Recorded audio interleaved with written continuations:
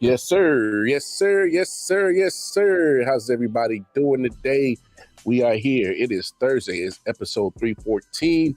I.O.W. Sports Show. We live in the building. Of course, the big homie Nick Shine. He's here. Detroit Mel is in the building. I am your host, Wildcard Mar. And man, what a pleasure it is to be here. And hey, make sure you hit those like buttons, comment, hit that share button, hit that subscribe button, and tap into all of the I.O.W. Sports Network content on Facebook, Instagram, and most importantly, the YouTube channel. And we greatly appreciate all of the love and support, man. We love what you're doing. Fellas, how we doing, man? How we doing today, bro? Tired than a motherfucker. You look tired, bro. You look like they wore you down from that Chinese New Year's the other day, man, bro. that and every Wednesday they highlighting like the Black Chefs for Black History Month. So I did post shadow and rolling out all that pork belly and stuff in it and rolling it and then doing those steam buns, man. That shit had me all weekend. All weekend. Damn, man. Tired. It's just like 400 pork buns, 400 steam buns. Ain't no better way to celebrate Black History Month than slave the black man. You know what I'm saying? I've been saying that for years, but people always give me side eye. I wonder why. It's not the message, it's the messenger. It doesn't matter. You could have been black. We still gonna let you side eye. We just don't like you. It's not I the can white have thing. a great idea, like reparations. I'm like, fuck you, Nick. You with your dumb ideas. Shut the fuck up, Nick. You know, I'm not allowed to talk this month. Everyone, I'll be back March 1st. March 1st. March 1st it is. Maybe March 2nd. Just so there's no hangover. Get a little breathing room on that bitch. Nah, man. Man, a lot of stuff going on in the world, but I wanted to take today's episode and we need to have a serious conversation about the state of the NBA. And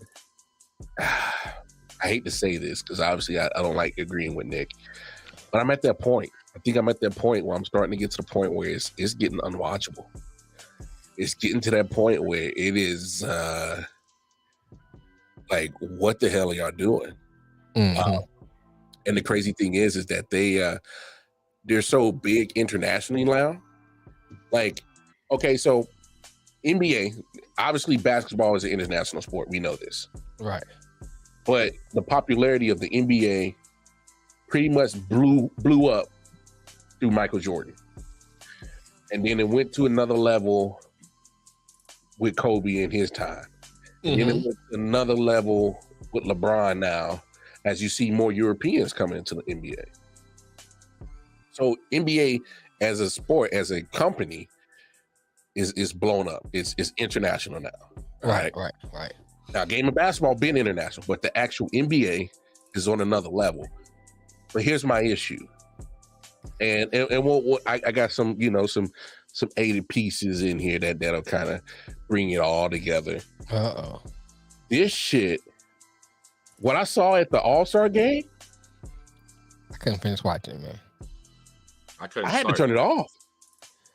Well, I try to watch things, because we do content, but I couldn't finish watching it. I had to turn it off.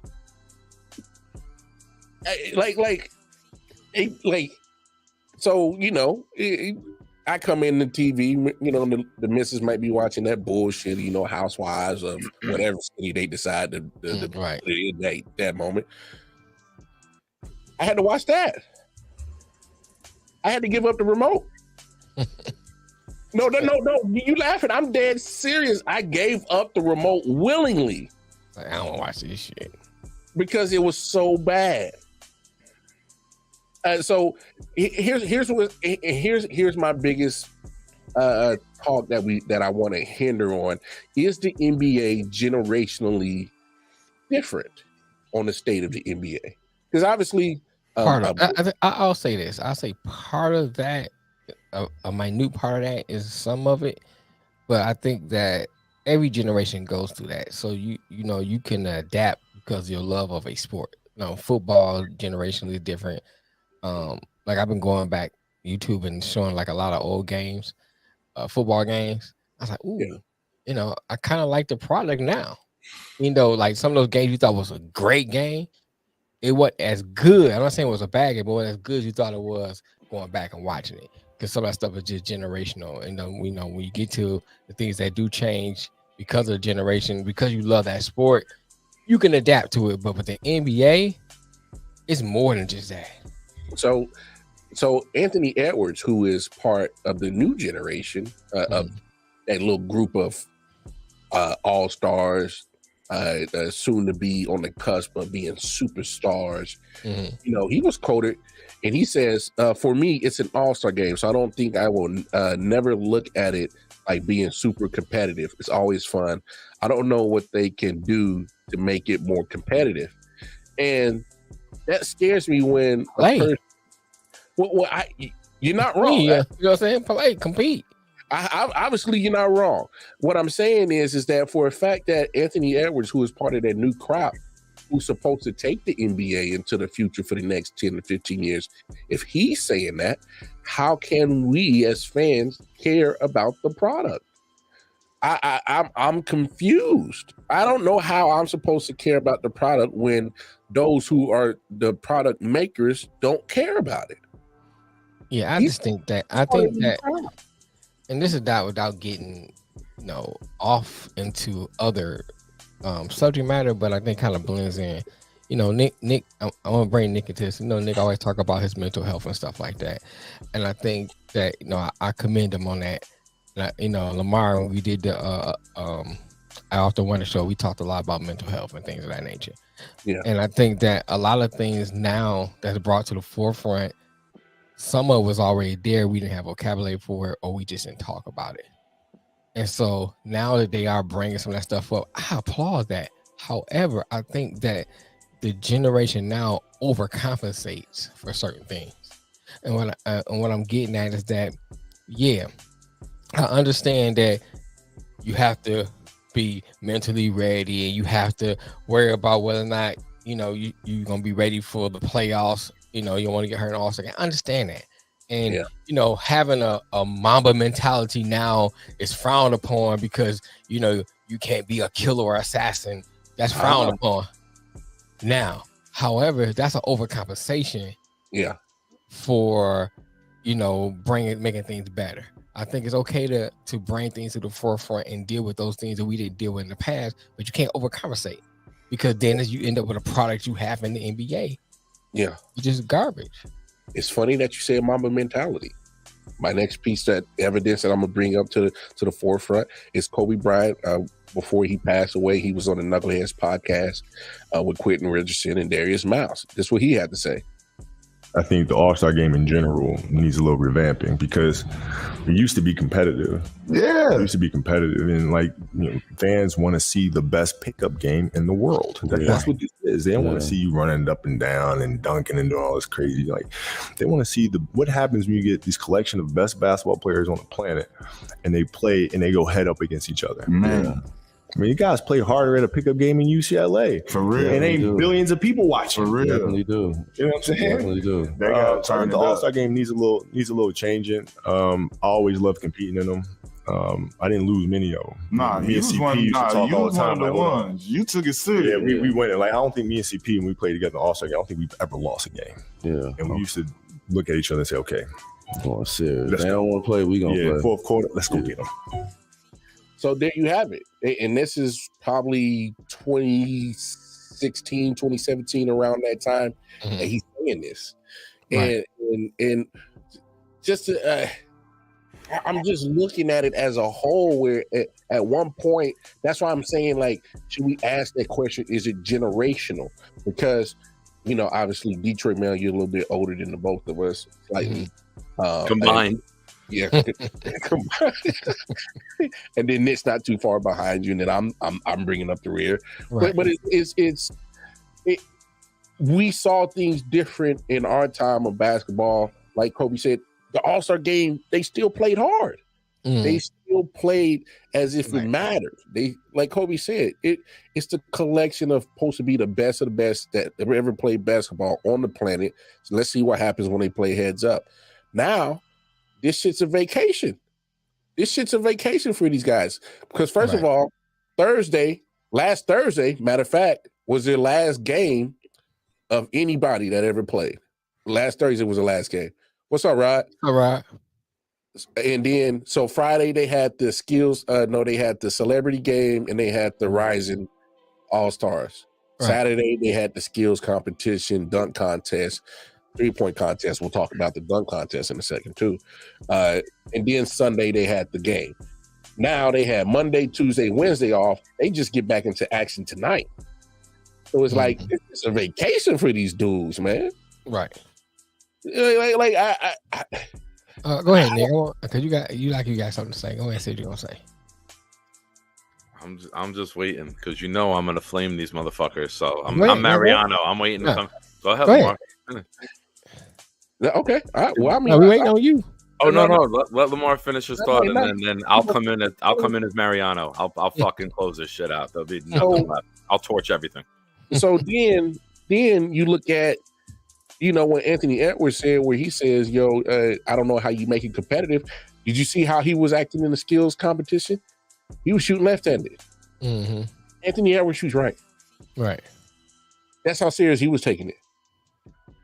Oh my gosh, let me see if I can make a 3-point shot shooting left-handed. You're not left-handed. He's not ambidextrous. He's shooting with his right. He's not Larry Bird. Right.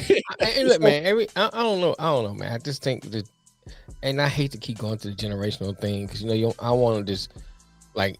You're right. Go with it. I don't want to beat down everyone that's young. And I think we're putting a blanket statement on that is not altogether right. But however. Pussyfoot and say it, man. However, I just know everything I do, I compete, and I compete to my best of my ability. Everything. That's just how I was brought up, just how I was raised. That's where I came from. I don't care what it is. You know what I'm saying? We can be playing underwater basket weaving. I'm gonna try to weave the basket the best. You know what I'm saying? I'm just saying. That's just how I am. Wait, underwater basket weaving? How good is your needle skills, bro? Hands is perfect, baby. So my thing is like I can't identify with that attitude. I can't identify with that mentality, not competing. I can understand maybe not giving.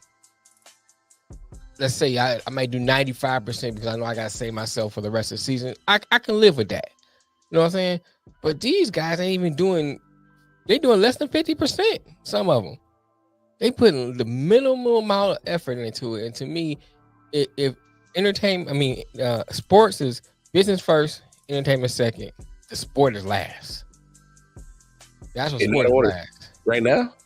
Yeah. Period. If you think about it, we as fans, we look at the sport first. But I'm talking about how it's structured. It's business first. That's why they make decisions because they look at how it's going to generate money. Yes. So it's business first. Yes. You know what I'm saying? The sport part is last. It's entertainment second. So how do I make this business entertaining? Connect those two so I can make money. Then we worry about the sport itself. And I just need to resemble the sport, not be the sport. I think that they're not even putting a product out that's entertaining. It's not even entertaining. When you hear, I don't care. Everywhere on social media, I'm hearing everybody talking how bad it was, and I couldn't watch it. Hey, but let me ask you this. Let me ask you this. The people that said they didn't like it, I'm willing to bet there's a difference in the age group that said probably was. I didn't like it, but it probably was. And there's probably a difference of people that said they actually enjoyed it. Yeah, because I'm willing to say right now that if you're talking about the fans that got into watching LeBron and now, they probably saw no issue with anything that happened.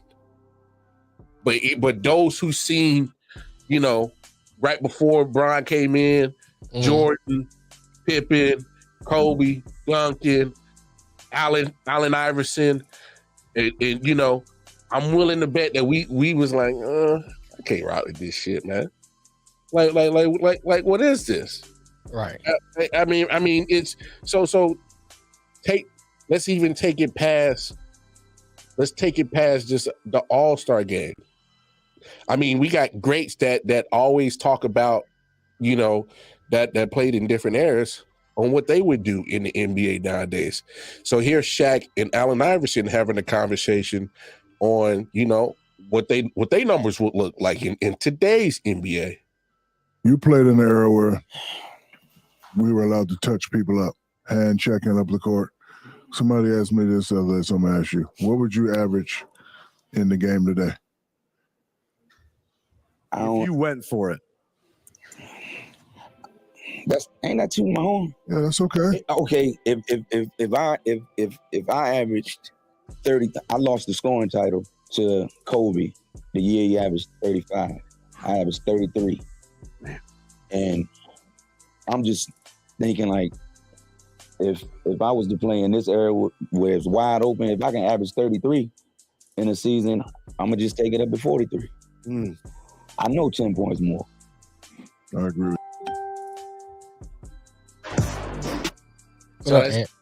So that's AI talking with Shaq. I've seen even Jordan been asked that question. He's like, easily 50. I would average. Easily. And so hey, let's take it a step further. I know we said we was gonna talk about the dunk contest. Listen to what Stephen A, Perk, and Shannon Sharp were talking about the other day. And here's a situation where, one person is getting the blame for a lot of things. So let's hear this conversation. James is directly responsible for ruining the slam. Oh, Club, are you serious? Yes, he is. Thank you. He said, yes, he is. I'm not finished. I'm not finished. And I'm not laughing. I'm dead serious. All that other stuff, Hall of Fame, Mount Rushmore, phenomenal, 4-time champion, all that other stuff. We will miss him when he's gone, appreciate his greatness, the whole bit. The one thing, Shannon, I'll even let Shannon, I'm so serious about this, I'll shut up about the GOAT debate if you hear me out, okay? Okay. The slam dunk contest, I got the stat here, Shannon, because when we're talking about the slam dunk contest from 1985 to 1997, 5 of the 13 slam dunk contests were won by future Hall of Famers Jordan twice, Dominique Wilkins twice, Kobe once. Michael Jordan participated in the contest 3 times. Dominique Wilkins 5 times. Every high jumper, every skywalker, every above the rim talent salivated for the opportunity to compete in the slam dunk contest. It stopped when LeBron James said, I'm not doing it.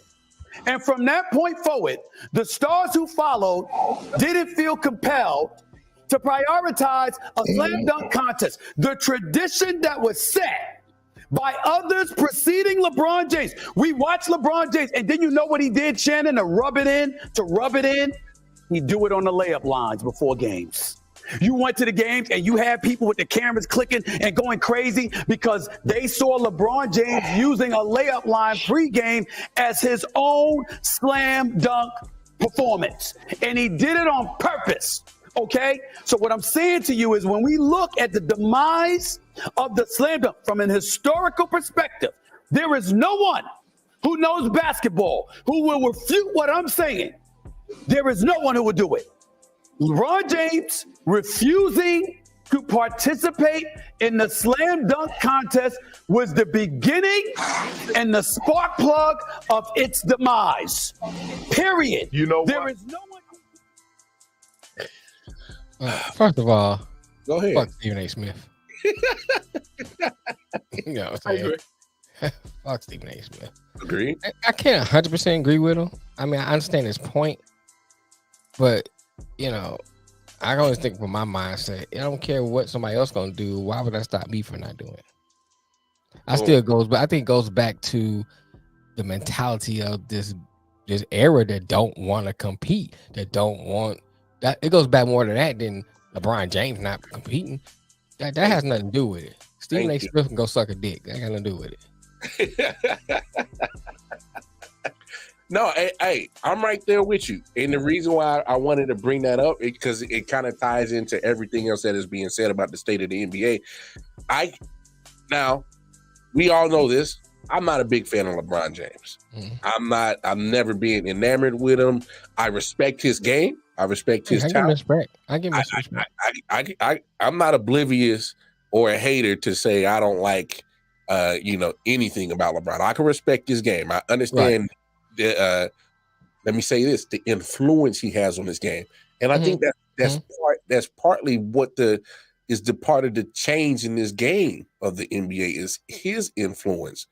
Now, saying that, what Stephen A is saying, I can't agree with everything he's saying. I can't agree with the fact that he probably rubbing it in people's faces, doing the dunks in the layup line. Yeah, I see that. Because LeBron James comes off as a very calculated, arrogant son of a bitch, and he would do something like that. So I can agree with Stephen A on that. To me, that's bitch material. Well, yeah, you're there. You're right there, Lamar. You're over the hole and you're looking in. Just jump. You're right there. You are this close to nailing every aspect of it. I can agree with Stephen A. Smith about the arrogance and the calculated move of LeBron doing it in the layup line. What I disagree with is, because I'm right where you're at, Mel, I can't let one man control and influence everything on the state of the whole NBA. How is LeBron James literally the end all be all on how the state of the NBA should go? He's not even that type of superstar. He's not a Kobe. He's not a Jordan. He has influence. We don't have that kind of influence like they had. So but that's what it's a whole different type. That's what Stephen A is saying, is that the influence of LeBron James is saying He's right, though. I have never agreed with anything Smith has said. He is 100% right with this. And you are so close, Lamar. You're missing one final aspect of it. This generation, led by LeBron, is shit scared of competition, is shit scared of failure, is shit scared of individual failure. That's why they don't put themselves out there in a contest where it's just them. There's no scapegoat. There's no looking at the guy next to you. Who was it from the Knicks? Smith? J.R. Smith? There's no blaming J.R. Smith for messing up. It's all on you. That's why he'll do it in a layup line. There's no pressure if you miss. There's no votes if it's not a 50. You're fucking in your feelings. Right. This generation in America for basketball is fucking pathetic. And it started, I'm not going to blame LeBron for it, but LeBron is where you could see the starting line, right? I can agree with you on that he's the person you look at, as in he's the start of he's the face of the pussification of basketball. And that's not, I'm wrong. Yeah, I don't disagree with you. He left fucking Cleveland to go jump onto Miami. He left Miami to go jump back to Cleveland after they got Kyrie. He left there to go to LA. He had to bring in all these guys with him. This motherfucker is afraid to fail. I agree. These guys have no competitive spirit. They have no competitive nature. You know what the best part of Michael Jordan was? He competed. He knew he might fail, but he wasn't afraid to fail. Right. LeBron is afraid to fail. This generation is afraid to put themselves out there. How many goddamn times have we seen superstars?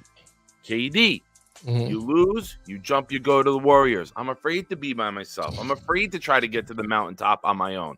I want to force my trade here. I'm going to force my trade hit. If LeBron is the face of the pussification of basketball, KD is fucking the vice president. They're right there. They're soft mentally. They try to say the right things, but when you get them in a moment, when they truly reveal themselves, you see giant pussies. That's what it is. Kobe wasn't not a bad thing. I don't like Kobe. I never liked Kobe. I never rooted for him one day in my goddamn life. But I respect the fuck out of Kobe because I knew when Kobe stepped on the court, he was not letting anyone get the best of him. Whether it was practice against J.R. Ryder, dogging him when J.R. Ryder talked shit to him, whether it was an all-star game, a regular season, a preseason, a shoot-around, you were never going to get the better of Kobe. You might beat him, but you weren't out-efforting him. You weren't out-harding him. I respect that. You don't get that anymore. That's why, and here's going to be fucking something to piss a lot of people off when they see this. It's why the Europeans can come over here and dominate our game so fucking easily. Because they're raised differently. They're raised differently. They are not raised to everything else. It's everyone else's fault. You're special, baby. You're my little love bug. The whole world is at fault. Over there, there's real life shit going on. in fucking Europe. These guys are bred differently. There's a tougher mental makeup. They're not afraid to fail. They're not afraid to be great. And in order to be great, yeah, they can come over and make a mockery at the All-Star game with Jokic and Luka passing it back and forth because they know that no one is going to fucking try on the other team. Right. Everyone is afraid to get beat at their best. So how do you prevent that? You fucking throw it in cruise control. Oh, we were just having fun because you're afraid to put yourself out there for failure against the elites. Nick, to your point, exactly what you said about how the Europeans come in and they look at this game a little bit different. This is Victor Wembanyama. What he said, this is coming into the summer league before this season started. First of all, the court is more open. It's going fast, but it's less physical, and I get fouled a lot, but not as much. Nothing to compare. And yes, and players are just flying, you know. Out there it's more on the ground, pushing on the ground, big box outs. Here it's great athletes, the best in the world, way more talent. And yeah, but I like this better though. You know, it's of course he likes first it of all, better. the court is more open. Twice. So first, let me add to that. Let me translate that because I don't speak French, but I will translate for the American ear. This country's full of pussies. France is tougher than America when it comes to basketball. They play hard-nosed. They play the game the right way. They don't clear out and just wait for somebody to rotate and get an open shot. They play the game the way the game should be played. And this is why I have denounced the NBA. Denounced it. I denounce the NBA. I will not watch the NBA. Mm-hmm. I am no longer a Nets fan. I am no longer a fan of the league. I think it's an embarrassment that the greatest athletes in the world put up a fucking facade and play so soft, without passion, without heart. A game that I love and a game that I've taught since 1996 when I started coaching. It is an embarrassment. The youth pick up the traits of people that they idolize. That's you have kids trying to do step back threes who can't even make a fucking layup. Right. I watch 3 games on Tuesday nights. I work for the town. I watch 7th and 8th grade basketball.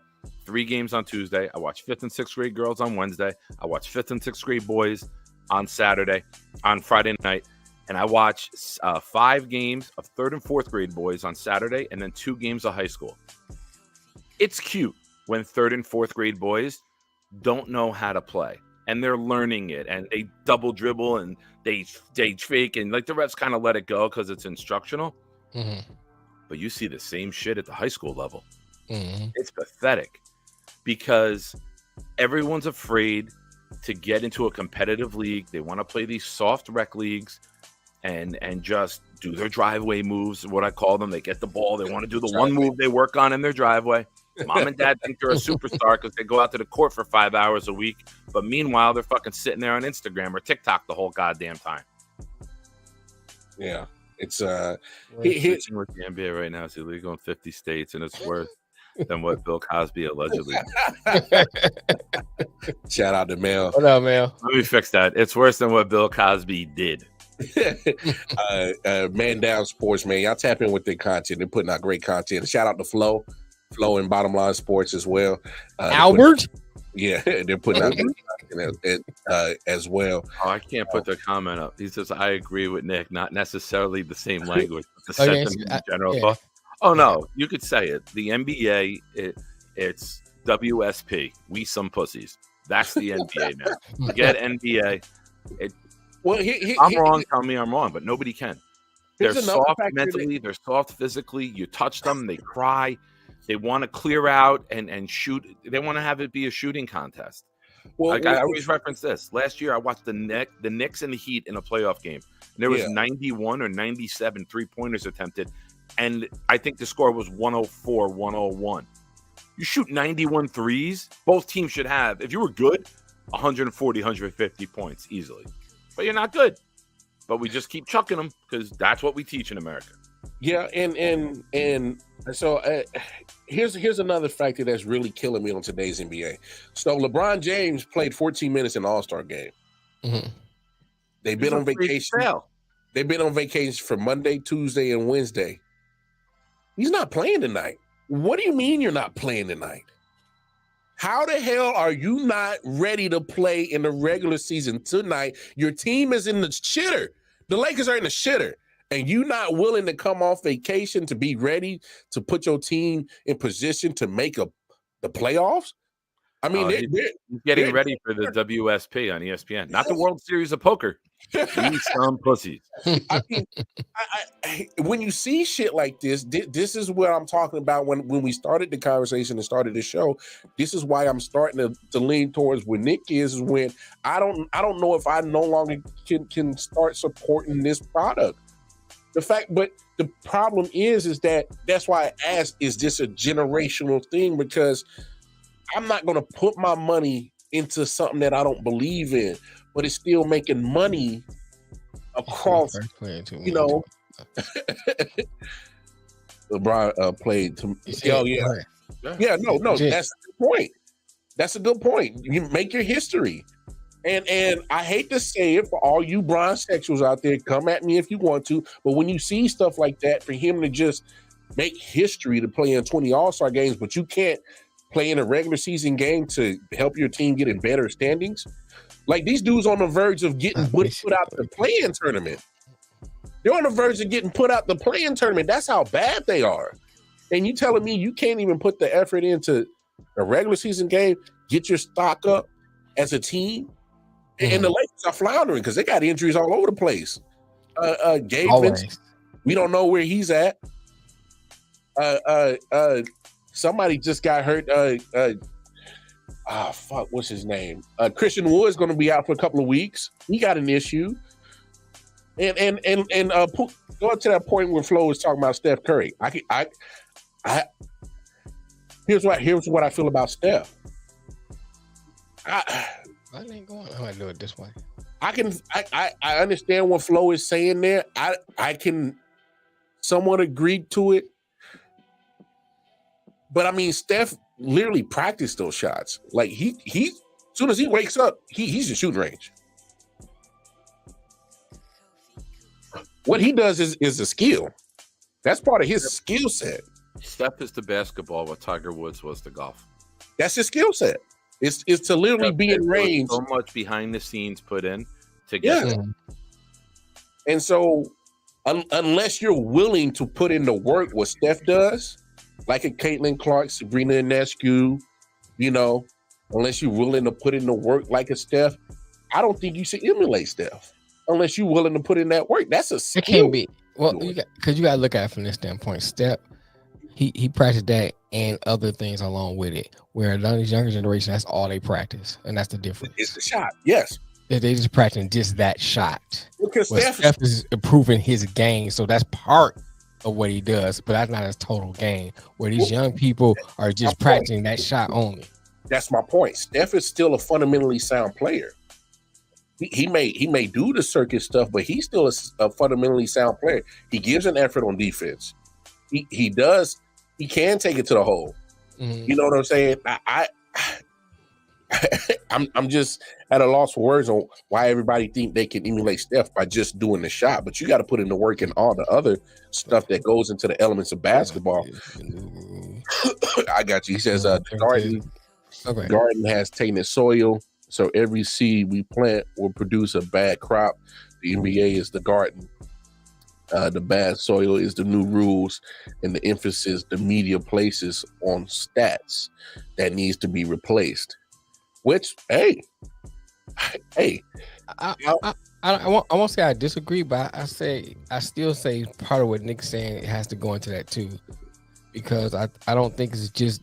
I think we had the same rules. They still would be the same mentality because these people are still showing that character on the court. That character's still there. That character is not because of the rules. That's who they are. I don't know. So here's my thing.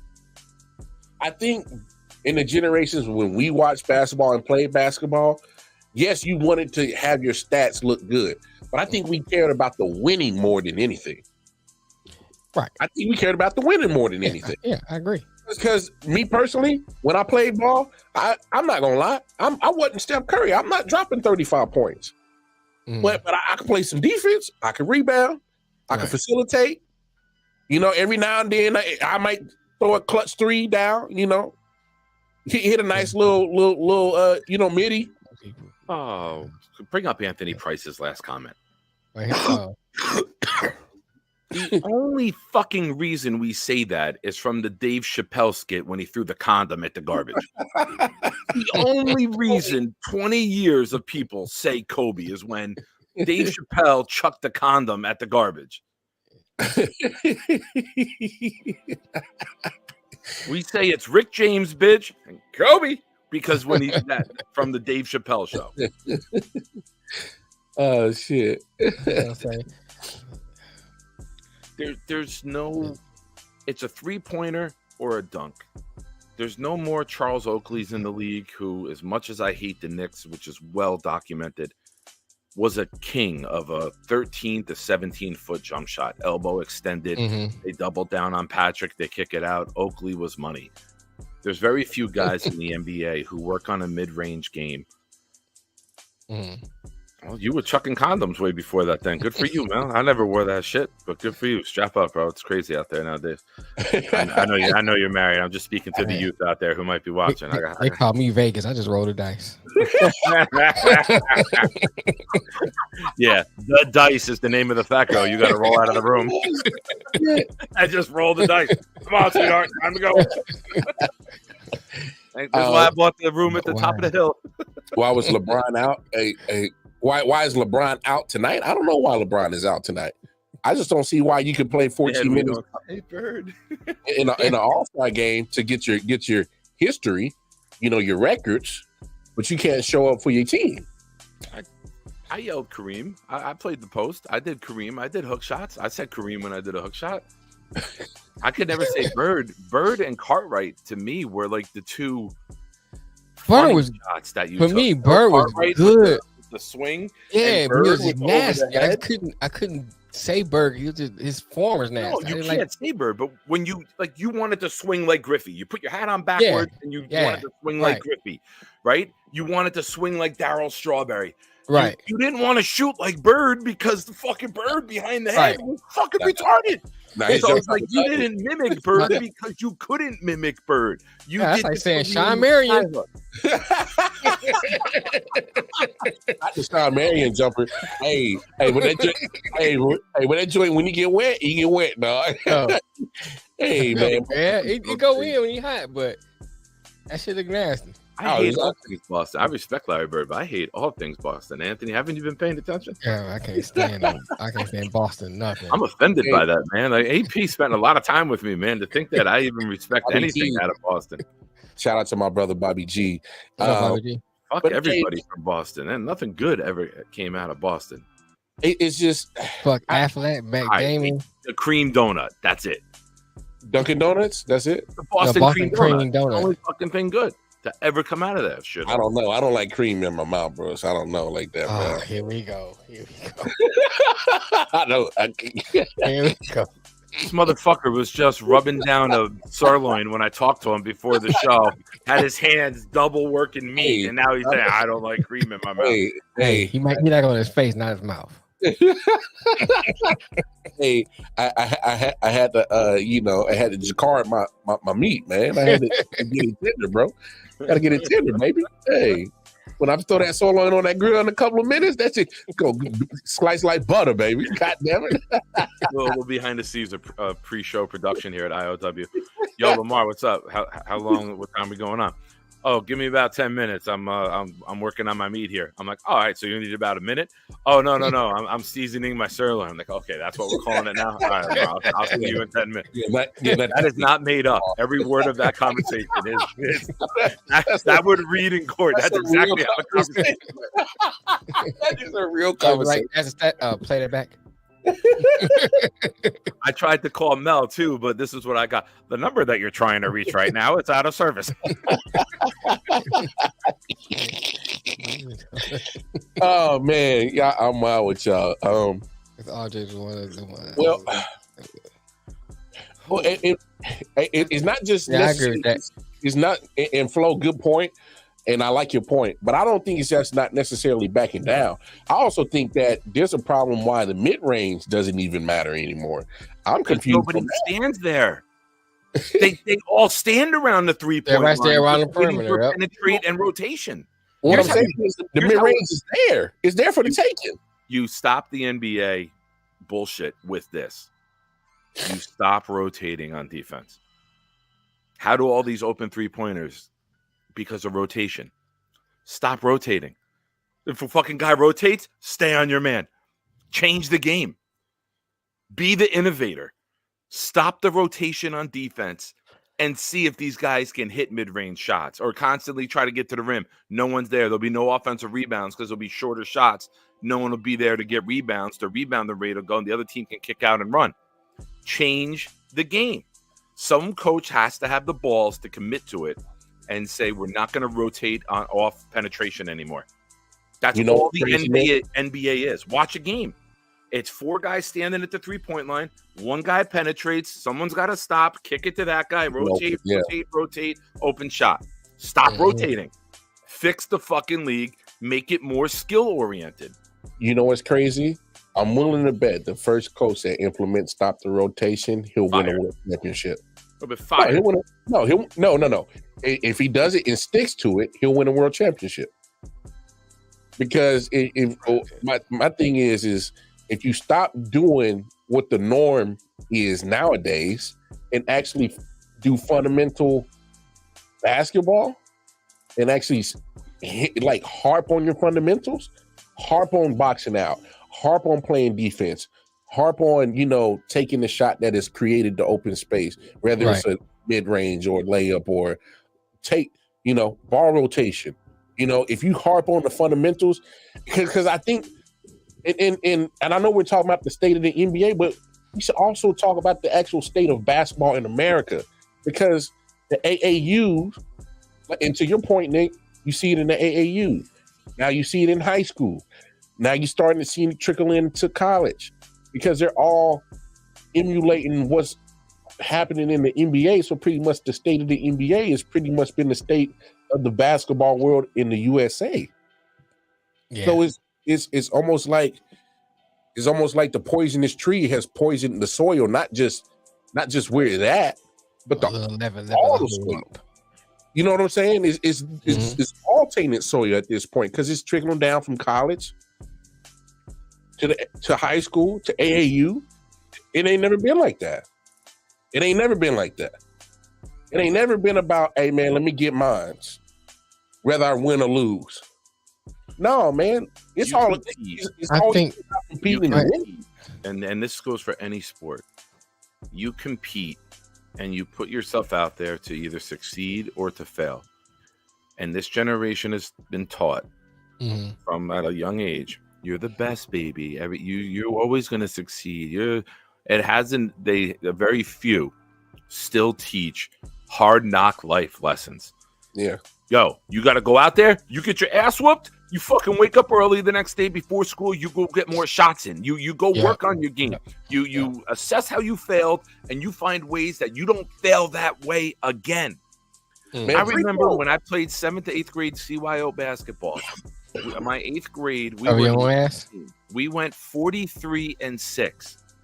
We lost a game, and I stayed an hour. My dad had the keys to the gym. I stayed an hour because I missed a game-winning shot, and I had my dad, who was 6'3", in the post cover me, and I took that shot 300 times after the game. I kept my sister was feeding me the pass. I refused to go home until I hit 10 of those shots in a row. That was the 90s. Now people are just like, oh, it's the ref's fault. The ref didn't call the foul on you. It was a bad call. People in the stands fighting the refs, fighting the coach. How about you fucking raise your kid better to compete? That's a good point, Flo. Right. I think it's a lot. I think you got to add the factors too. You got the social media factor in there too. You got to add that factor. You have to add that. That plays a part of it. Thank you, bro. Thank you. Flash over substance. Yes. See, The highlight dunk. I set you up so you can bring that back. Right? I set you up, Nick, so you can bring that in. You know. Thank you. I forgot I wanted to do that earlier, but I got heated. That's all right, man. I leave you one. Thank you. No. I mean, Mel, you bring up that. Yeah, I don't think it's a total, because like I see what Mel's point is, and I'm not disagreeing with it, but I don't think that's the total point. In its totality, I think you still gotta add. I still think these kids are different than what we are coming up.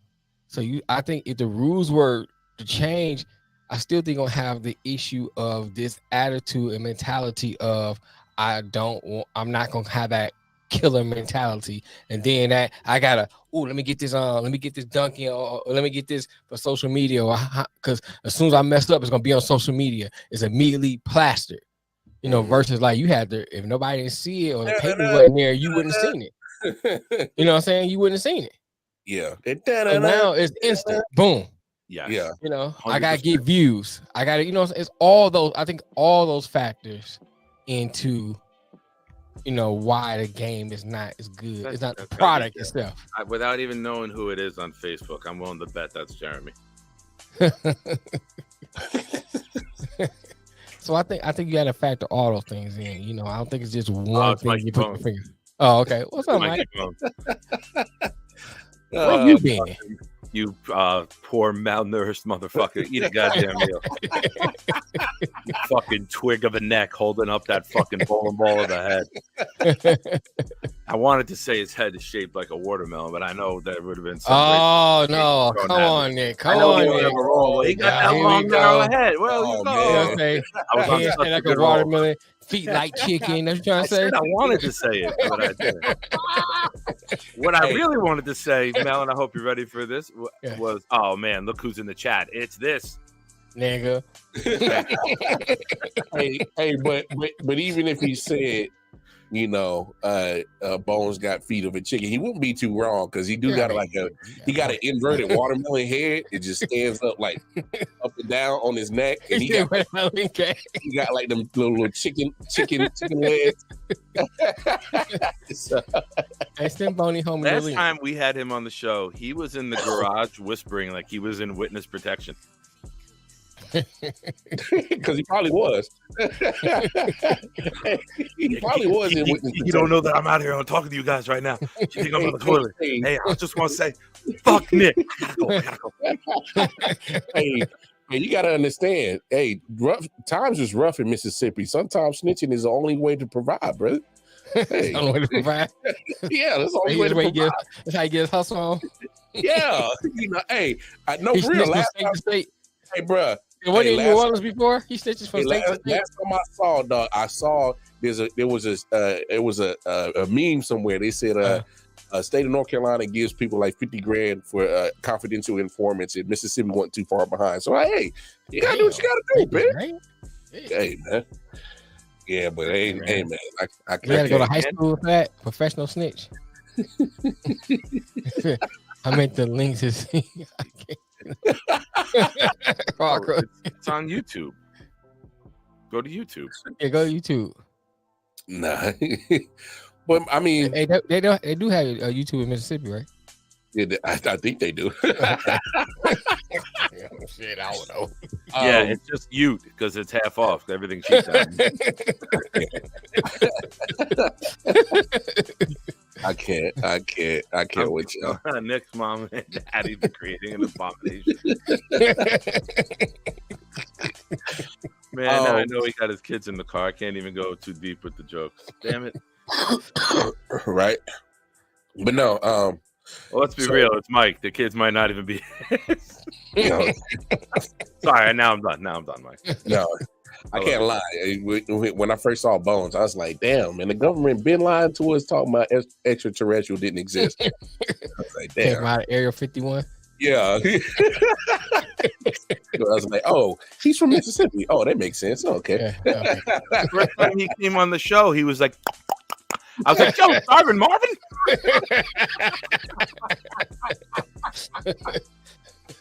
Hey, man, Boney Honey, hey, that's good people's, man. That's my dog. Oh, yeah. So right now, yeah, he hasn't fucking shot or stabbed me after all the jokes that I've done. He still calls me.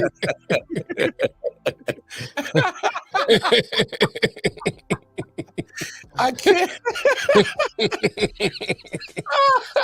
Yo, I heard he went to New York City once and gave me No, a finger next to the Empire State Building. we're not- He wanted to light his finger up because of the same fucking length. We are not. No, we are not. Anyway, so in the East right now, as it stands, Boston has a Owns escape from Area 51 to Mississippi. Boston, 43-12 record. They're sitting first in the East. Cleveland 6 games behind. Cleveland, yes. Who would have thought that? Cleveland sitting behind there. You got Milwaukee sitting 8.5 back. Okay, real quick on Milwaukee. You gonna get to Doc Rivers? Oh yeah. Okay. Oh, I got to. Oh, we got to talk about Doc because he had some comments like, "Oh man, this was tougher than I thought," and then he had said some comments like, "Yo, that's weird. Like, why y'all calling me about your coaching job when, you know, you guys are 31 and something? Well, why did you take the job? Right. Like, I'm confused with Doc. You was confused that they was calling you, but you took the job anyway because earlier in the summer in the season, Adrian Griffin had reached out to him just for advice. Mm-hmm. You know what I'm saying? They go bone. Oh, we gotta add one of. Hey, I need to play. What's going on? What's up, man? He literally stopped the car and got out, and the kids are in the car right now, just so he can. I don't know. Confused by my phone's tactics. Now we hear you. Hey. Oh yeah, I remember now. I remember what it is now. This weird stuff. Put me back in the locker room until I figure this out. All right.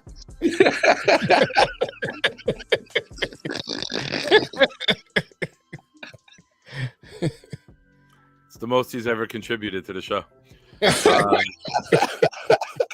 There's I have to quote one of the NBA legends that I saw this past week. One of the greatest white players of the 21st century, JJ Redick. That's total sarcasm. You know I hate Duke basketball and everything about it. But JJ Redick said something about Doc Rivers about this man don't take no accountability. Mm. And then I think Pat Beverly tried to go at him over something, but I was more fixated on. I don't think Redick is ready. That's the world's largest hood. I'm pretty sure you got a larger hood.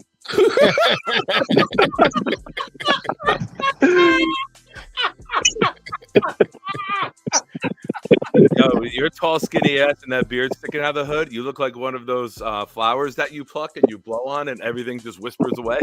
Dandelion, sir. Dandelion. All right. All right, so can we talk about the fact that the 2008 Boston Celtics have been milking this championship harder than anybody's ever milked anything? How the hell Doc get this job? Hey man, your guess is just We're still trying to figure it out, bro. We're still trying to figure that out. 100% based on the 2008 championship. Kendrick Perkins, 2008 championship. Paul Pierce, 2008 championship. Maybe even Garnett wouldn't even watch them on TV. He would never be on YouTube if it wasn't for 2008 championship.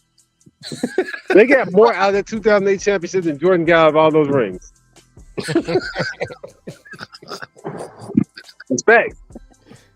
Jordan got a shoe company. Paul Pierce got an underwear company.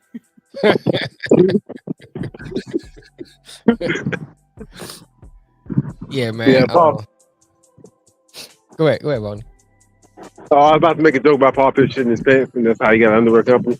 Yeah. I don't know how it's gonna bring it around yet. Hey, now, I mean, I don't think nobody disagrees with you, Boney, because like that's why I was confused on why Doc Rivers was the guy to even. First of all, you had no true reason to fire Adrian Griffin. There wasn't no true reason. They didn't like him. Again, the pussification of the superstar in the NBA, crying instead of grinding to work and get better. You're not I wrong. mean, he didn't even have enough time to even like set a precedent. To be honest, Right. I don't know, man. I don't know. Dennis got a job though.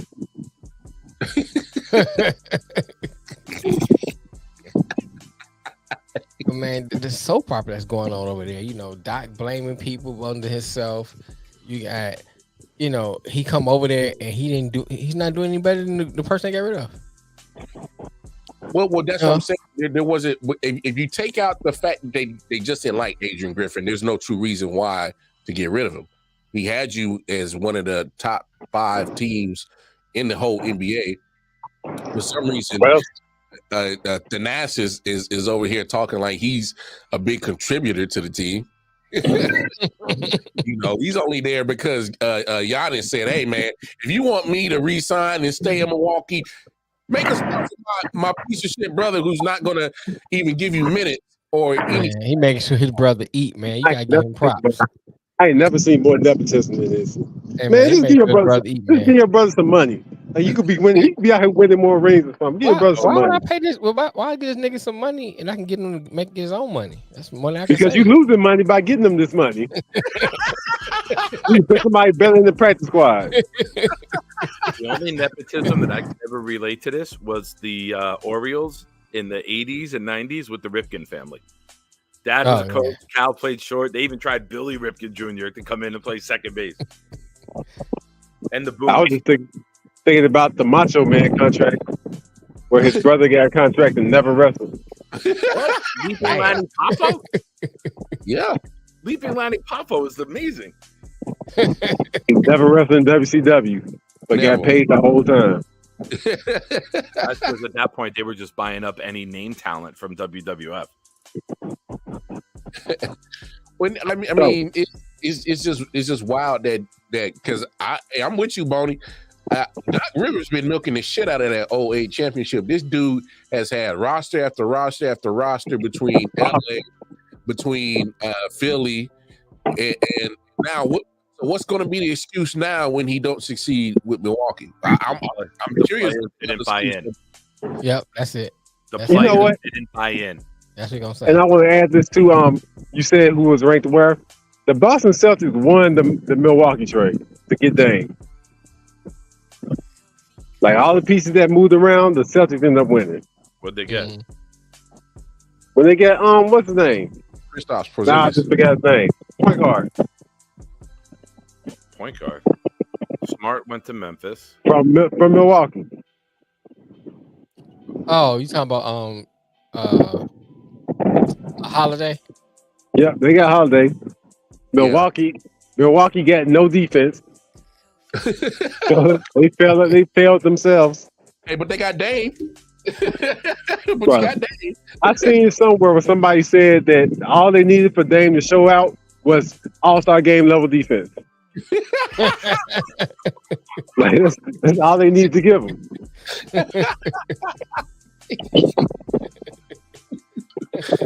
I don't know. I was a Dame supporter and fan, and I'm extremely let down by the effort and actual production we get from Dame right now. I hope for the best for him. I did, because it really sucks when you drop 80 points or 70 points and don't nobody remember it happened. It sucks. So, I mean, I wanted the best for the guy. Right. Donovan Mitchell has entered the chat. But hey, at least they're getting along with the coach, and they're sitting in second in the East. Success in Milwaukee don't mean a damn thing if we don't like you as a coach. You just got to get the hell up out of here, apparently. So I mean, who cares about championships? That's we talking about championships, not hanging out. Exactly. That's part of the state of the NBA that I think is a lot different from when we played and grew up watching up. Boney, he's out. So, I mean, his minutes ran out. I just think that it kind of goes back to I think prioritizing winning over stats when we watch basketball. Yeah, but what's the still on explain making Doc your coach? Because you ain't prioritize, you ain't getting stats or wins. I think he's 3-7 since he took it over. Yeah, so you're not getting stats or wins. Are you getting excuses? That's it. Excuses and people mad. Yeah, it's like, bruh, you get mad out there. And this really, now you really see what the issue is. I mean, we had never seen it before, and now you're seeing what the issue is. It's Doc. Well, I mean, we could have told you that. I mean, I'm saying, but before, he had an excuse with LA. He had an excuse with Philly. You got to give a little bit of time to it, because there's always an adjustment period, learning the system, learning the rotation. As much as I want to shit on it, we should learn from this season with the Clippers with Harden, how bad that was in the beginning, and then they took off after a couple weeks, right? So right. I think we gotta give St. Patrick's Day mid-March, right? Yeah, give it to mid-March and see if they start coming around and figuring out the system and the rotations and stuff. Well, my point is, I can't wait to blame them if it is a failure. But my point is not the win or loss that we're saying now. My point is my point is the cohesiveness of the team and the excuses that always happen and why you fall short. He can win from now until the cows come home, get in playoff. He loses again. It's still the same results everywhere he went, except for the 2018. Well, here's one of the 2008. Here's one of the bigger worst era of NBA basketball I've ever watched. It was right after that wave of Shaq and Jordan, and everyone's peak was gone. And it was basically Kobe, Duncan, and LeBron carrying scrubs. The overall talent of the league in that late 2000s is the most piss poor talent in the NBA history. Sure, there was big names, but the median was so fucking awful at that time. Because you know what? I can actually agree with you on that. I've said that before. I can, but I won't. I've shit on Kobe's titles with Paul Gasol as number 2, saying you can win a title with Paul Gasol as number 2 because the rest of the league was so awful, and you hated that. I love that you're coming around, man. I love it. No, I actually hate that I'm coming around. But the NBA is making me come around. I refuse. No, the NBA is making me come around. Mel, this motherfucker getting old. But no, think about it. Go to a parade and see some scary shit, man. Your whole perspective on life change everything. Man. You become the old man on the porch overnight, bro. You're the old man in the barbershop now. No, that's just because I got kids. That's just because I got kids. I didn't been in situations before.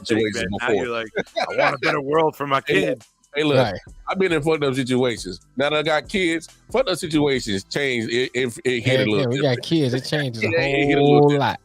But here's my thing about I think the real reason why the Bucks are not going to do anything is because they are so gun-ho on Giannis, on Greek Freak.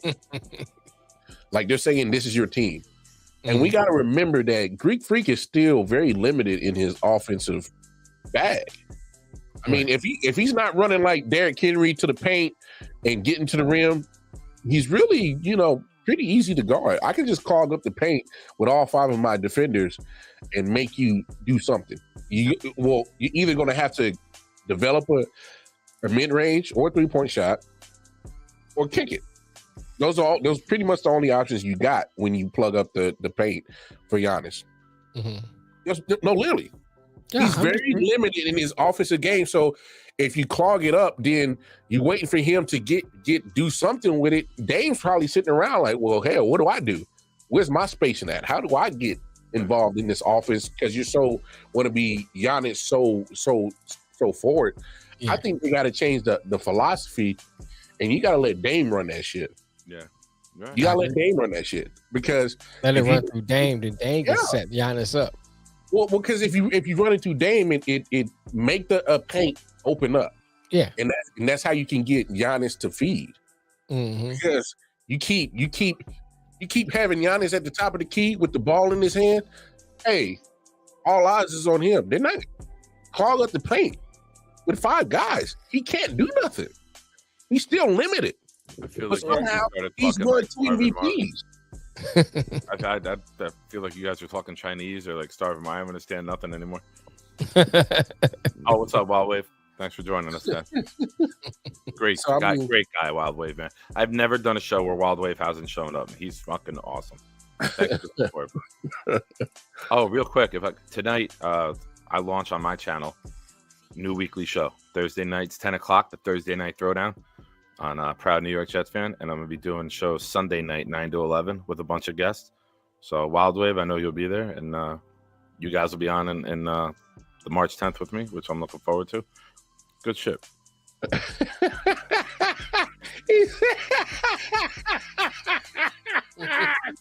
Yo, he's in Mississippi, man. He's too close to the border. He's going to be up in a hotel in New York any minute now. Yo, I can't. With a $5,000 debit card. I don't see Milwaukee doing any better than what they're doing right now. And to your point, Nick, I understand. Give them time to figure it out. But here's my thing. We gave Doc time in L.A. He never got past the second round. We gave Doc time in Philly. Only thing he can do was get Embiid and MVP. So it's like, yeah, I get it. You coming in mid-season, but like you said, what's the excuse? Oh, they didn't buy in. Well, as the coach, you gotta come up with a plan. You gotta sell, right? You gotta sell it. I got it, Nick. I got it.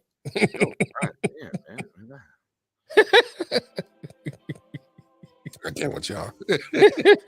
No, but I mean, both of y'all are saying it. He has to be a salesmanship, and he has to be able to sell Dame and Giannis on, hey, this is how both of you guys can get incorporated in the offense, and this is how everybody eats off of YouTube.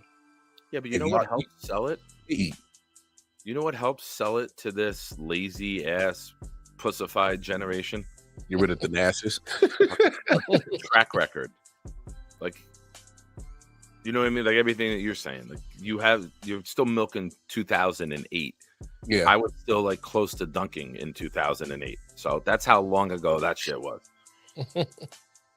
You can't if you don't have a winning pedigree. Most of these guys weren't even in high school yet when you won one. So your pedigree isn't fucking elite. It's not like you bringing in Phil Jackson coming to the Knicks, right? Right.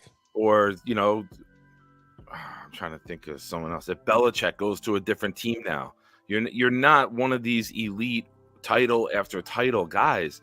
Right. But for some fucking reason, there's an aura around Doc Rivers that I cannot, for the life of me, understand. It's like people signing Ryan. He can get you. I got a great analogy. Doc Rivers getting job after job after job is like Ryan Fitzpatrick getting starting job after starting job after starting job. You know there's limitations. You know you're not going to make the playoffs. Ryan Fitzpatrick never did. With Doc Rivers, it's almost you're hiring like a fucking B- name and expecting A+ work, and it's not what it is. Well, but we also got to look at the Bucks track record. They literally got rid of Budenholzer, and he just won you a championship 2 years ago. That's facts. I mean, so I'm actually starting to look at. I think it's the fact that I think what it is, and obviously we can't have the information to corroborate this, but I'm got a feeling that Giannis is getting too much power down there. Because looking at some of the reports, he had a lot. I think he had a lot to do with Adrian Griffin getting fired. Probably did. So it goes back to some of the state of the NBA that we want to discuss, and maybe it's a point where are they asking too much, influence from your superstar? They're asking for too much input. Because, I mean, we can't act like LeBron doesn't have input in everything he's done for everything. Right. We can't act like other players like KD hasn't had input, or Steph Curry, or hasn't had input. I'm pretty sure they've had inputs on just about everything. What do you expect for? Okay, here's my thing. Yeah, you can look for your superstar to have input, especially the greater superstar, the more input they have. But if the input doesn't make sense, then you don't act on that because the team comes first. Period. Oh, that is such a different perspective than you have in life. Because if the input don't make sense, we know you coming first.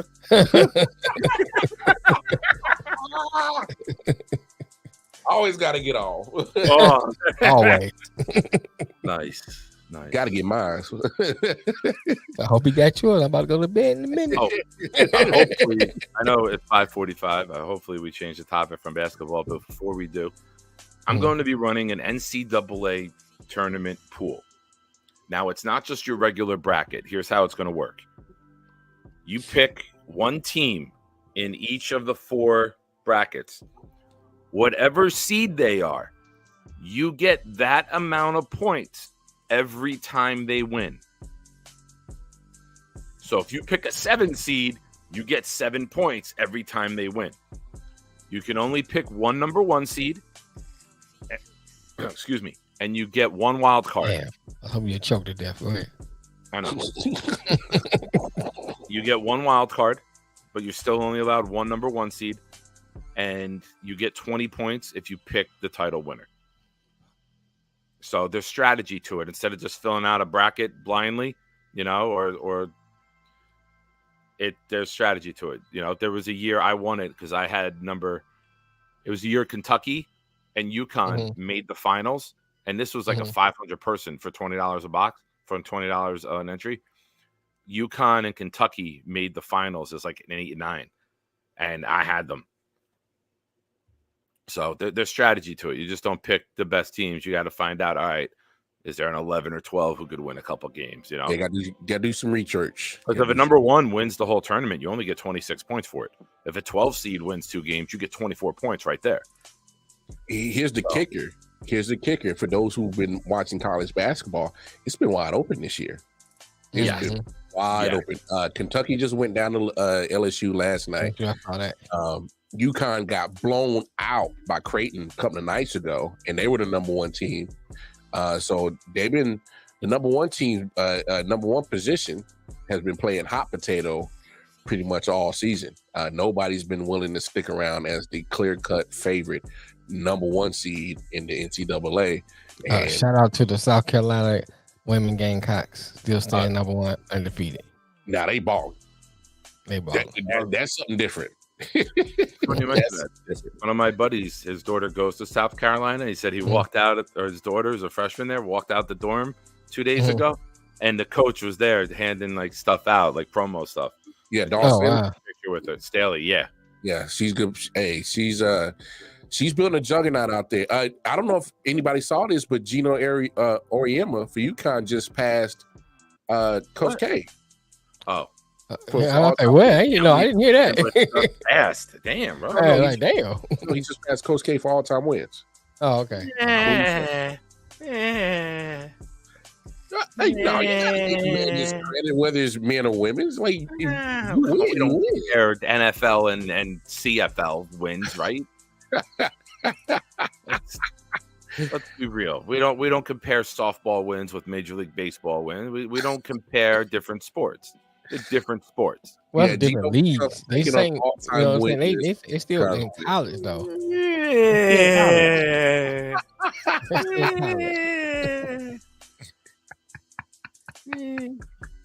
Still college, still competing. It doesn't matter. Hey, but hey, as much as you hate it, Nick. So okay, if it was men's college baseball. You want to say he's the all-time women's leader? Yes, correct. He is. But so here it is, Mel. So you got Sarah Vanderveer. She's the coach at Stanford. She has 1,209 wins, so she's number 1. Mm-hmm. Then you got Gino Auriemma at 1,203. Then you got Coach K at 1,202. And you know what? Speaking of that, you know what? That does make sense. I stand corrected because he coached at Duke and they're a bunch of bitches. That Cameron Brink on Stanford, man, she nice. Hey, she nice. I'm telling you, there's some ballers playing some women's college basketball this year, man. Juju Watkins has been balling. Juju Watkins nice, and she's just a freshman. Yeah, she's just a freshman. Hey, Caitlin Clark, her record might be in trouble if Juju stays all 4 years. Right. Because Juju she been putting up multiple. Put up 51. Might as well. You make more in college now than you would in for real. NBA. For real. For real. No. Now, that's for real. What are you gonna do? You're gonna go be a fucking dental hygienist? Fucking stay in college for 7 years like they do in med. Girl, LSU. What's her name? Angel Reese. No, that's real. $1 million. It's funny that you say that, Nick, is because you look at Caitlin Clark and Angel Reese, they had the opportunity to cash in off their popularity and go to the WNBA last year. At least the WNBA would have loved that. But, why would I leave NIL money, which I'm making, probably upwards to $2-3 million, to go play professional basketball in the women's league in America and probably go back to $150,000. Look, man, Diane Taurasi been playing for 20 years and she ain't nowhere near the lowest paid basketball player in the NBA. But guess what? She still had to go overseas to still get money to supplement the money, bro. That's my point. That's what I'm saying. So why would you? I would stay in college too as long as I could. I'd be taking all kinds of classes so I could stay eligible. Get this money. I'm gonna get my bachelor's, my doctorate. For real. Get all my degrees. All my degrees. Well, I got associate's, bachelor's. I need a minor in this. Right. I need a minor in that. Mel, not what he means, Mel. Not what he means. You ain't got to worry about it. I don't mess with no minors. Not what he means, Mel. That's why I draw the line. Exhale, Mel. No, he's more Cosby, not Epstein. So he's good. Right. I don't need no island. I just need my pills. I can't with y'all, man. Let's talk a little bit of draft real quick. So Nick, give us a player, because you were right on the head with Anthony Richardson last year. You definitely said he was a sleeper on the shoot up the draft charts. Surely did. Top 3 pick. Unfortunate injury early in the season, kind of took his season away. But balling before he was balling. He was a Cam Newton like dual threat. But he just didn't know how to. Similar to Cam, didn't know how to get down. He took a hit on his shoulder, and it cost him the season. But I think he's a very, very good long-term talent, Anthony Richardson. He's just gotta fire up and get down on certain plays. No doubt. So give us the player. It doesn't have to be a quarterback, but any player that you kind of getting the inkling that he might shoot up the draft unexpectedly, like Anthony Richardson did last year.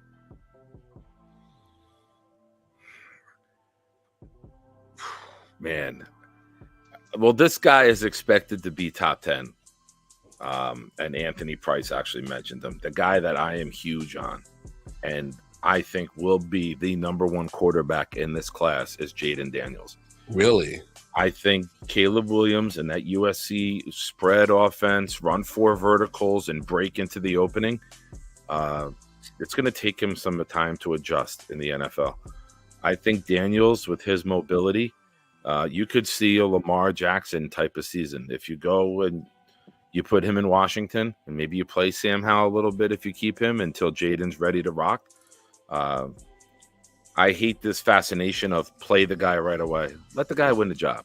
Mm-hmm. Don't think that just because you're drafted first, you have to play the first week. Right.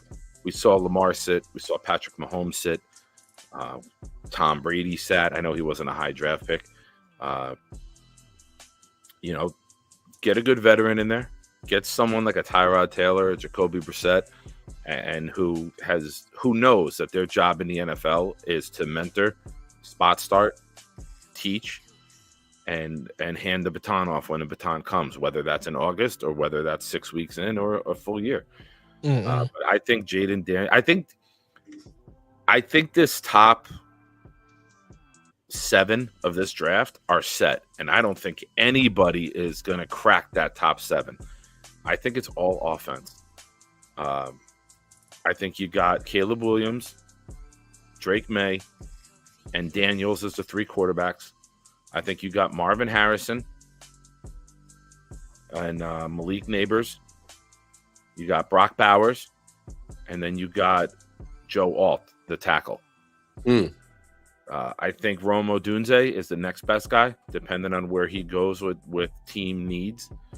The tackle from Penn State, Olafashanu, is raw. He might have the highest ceiling, but he's not a day one plug left tackle, which is a concern for the Jets at 10, who as of now need tackle. So there's some other guy, Brian Thomas Jr. His dad played for the Jets during the Rex Ryan years. Brian Thomas was there for a long time with us. His son's a receiver at LSU. As the receiver number 4, he's a guy to keep an eye on. Yes, I heard about him. He's only been playing football since like sophomore year in high school. Yeah, but so he's technically a little bit still raw in the game than most other people. But if you put on the tape, you couldn't tell. I mean, the guy, he's phenomenal. Yeah, aggressive catcher. Yes. Too. Goes and attacks the ball. Too many of these guys body catch. Body catch. Yeah. He says that shit's mine. He goes and gets it. Yeah. JJ McCarthy could be quarterback 4 from Michigan. Does he get in the first round though? Let me ask you that, because I don't think he gets in first round. Definitely, QB 4 will go in round 1. If 3 quarterbacks go top 3, well, if that's Brian Thomas's son, our defensive end for years. No, he was originally 99 and 58, or vice versa. But yeah, that's his son. I confirmed it too during the season. I was like, wait a minute.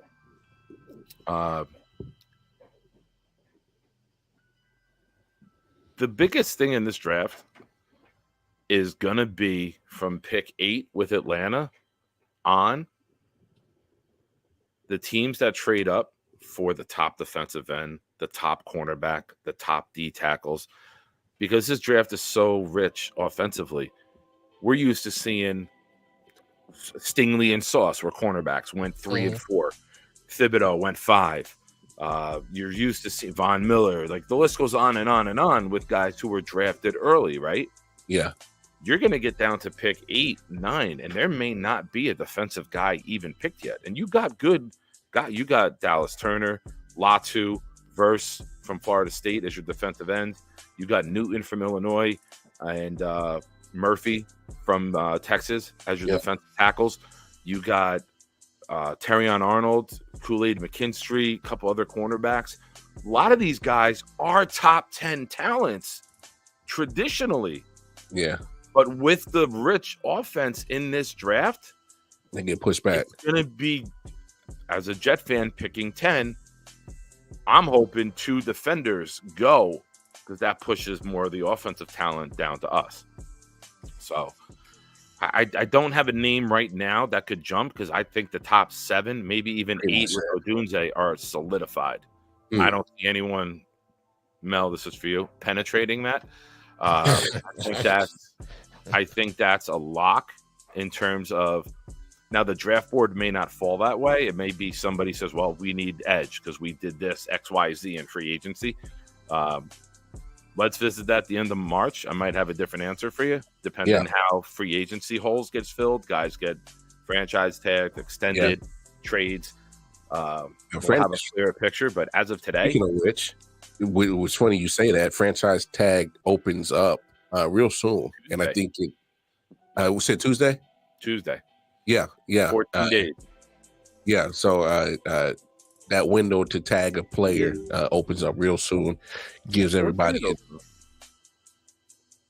I think it was either this Tuesday or next Tuesday, right? Yeah, today's Tuesday. So it goes through March 5th, I believe, or something like that. Yeah, it was 14-day window. So you'll start seeing those tags start getting put. We'll definitely discuss that, and keep your eyes peeled, because March 4th we're going to start doing a draft series. We're going to get content creators for every 32 representatives, and we'll do a little compare and contrasting with the big homie Nick Shine, who's always been our draft guy. And so we'll start that on March 4th. So keep your eyes peeled for that. Hey, NFL may be done playing, but NFL is around the calendar sport. For real. That is for real. good thing about the NFL with the free agency and the tagging, because that speaks volumes, especially with the Giants. Are you going to tag Saquon again, or are you not? Titans, what do you do with Derrick Henry? Do you let him walk? Do you let him do what he do? Hey, but these teams got to decide who to tag. So, the Chiefs, we're in a dilemma. Do you tag Chris Jones? Do you tag L'Jarius Sneed? $32 million if you tag Chris Jones, because of the percentage of what he made and what it goes to. It's not like he's a rookie deal. It's $32 million. Yeah, they're not tagging him. They're going to try to get a deal done. Yes, the UFL is there. We know Anthony Price, your DC Defenders, actually have a good squad. Y'all didn't win last year, though. I don't believe. Y'all didn't win the XFL. But anyway, the XFL and the USFL merged to the UFL, so that'll be coming out in March at some point in time. I'm not sure at what point in March that they start. So we'll keep an eye on that. But man, can I just do something before we go? Go ahead. Shout out to my hometown, Colonia boys basketball. Talk about a roller coaster week. They won the varsity county championship last week. The JV won the county on Tuesday, and unfortunately Tuesday night, their coach Danny Bricks, passed away at home, young, 30 years old, and believed to have a seizure and fell and hit his head. And the boys were shook yesterday. They postponed the state tournament was supposed to start today. They postponed that till tomorrow. A lot of those kids I've coached and watched come up, and my heart breaks hearing how upset they were. They didn't let the seniors drive out of there. How shook the team was. So shout out to Colonia. I'm a Patriot my whole life with that. Yes, I know it's weird. It's Patriots. I get it. But shout out to Colonia. Go win this one for Coach, man. Yeah, please, man. And keep us updated on that situation. Condolences goes out to Coach's family and all that. Definitely don't hear things. 30 years old. Wow. Yeah, that sucks, man. That is absolutely devastating, man. But terrible. Absolutely horrible, man. Yeah, no, for real. That's granted. Don't take anything for granted, guys. Like, not to. Every day is not given. Tomorrow is never guaranteed. Right. That's a fact. That's a fact, bro. People go to a parade to celebrate a championship and don't make it home.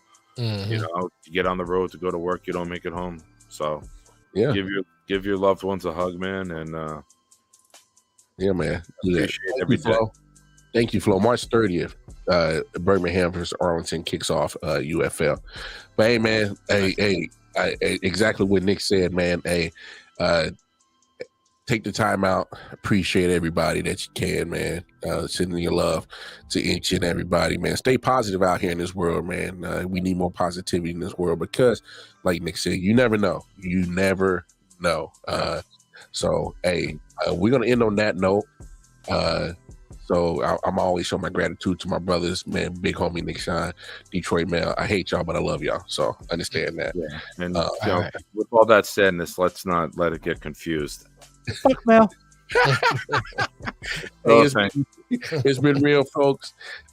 We will be back Monday to see what happens this weekend with some sports. So keep your eyes tuned out to the sports world. We'll definitely be talking about it and conversating about it on Monday. Until then, make your way over to I.O.W Sports Network on Facebook, Instagram, most importantly, the YouTube channel.